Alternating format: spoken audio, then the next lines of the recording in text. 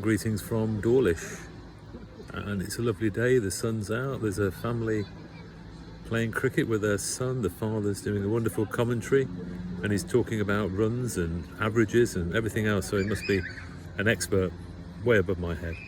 But looking at Milton Jones's book again, the 10-second sermons of my mini PJ sermonettes, he talks about Jesus. And he says in a cartoon, Jesus obviously was as normal as you or I. But people like Jesus because he hung around with drunks and prostitutes. So how come when I do,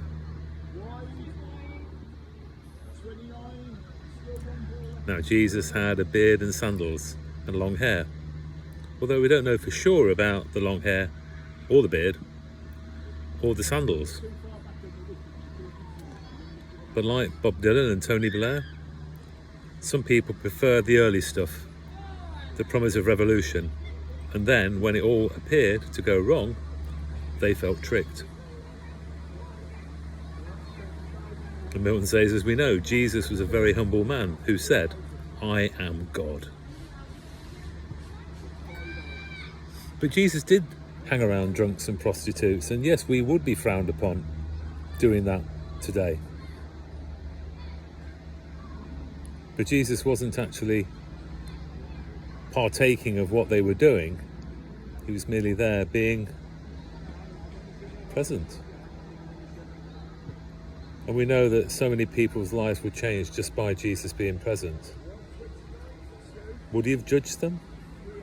He'd have probably told them stories. And the beard and sandals and the long hair? Well, no, we don't know. There are no paintings of Jesus. There are no illustrations. There are no carvings. There are no statues. We don't know what the colour of his skin would have been, how tall he was. I think there's only one writing by one of the Jewish writers, Josephus or one of those, that sort of alluded to the fact that he wasn't a particularly good-looking bloke. But even that we don't know. And to be honest, does it matter? Jesus is Jesus. He's who he is to us in our hearts.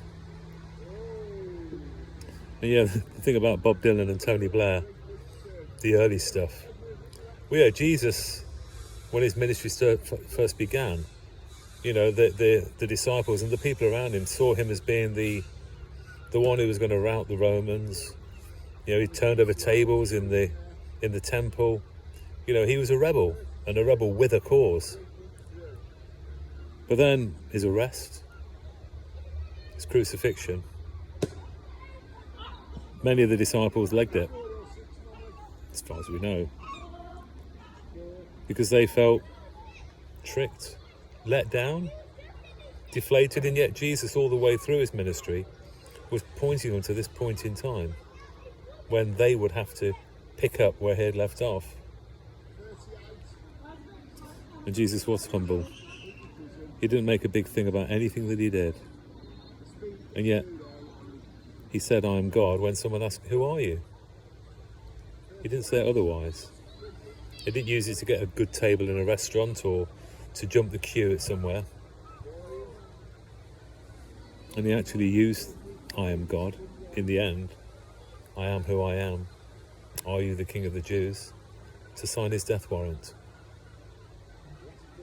Amen. Have a good day. God bless.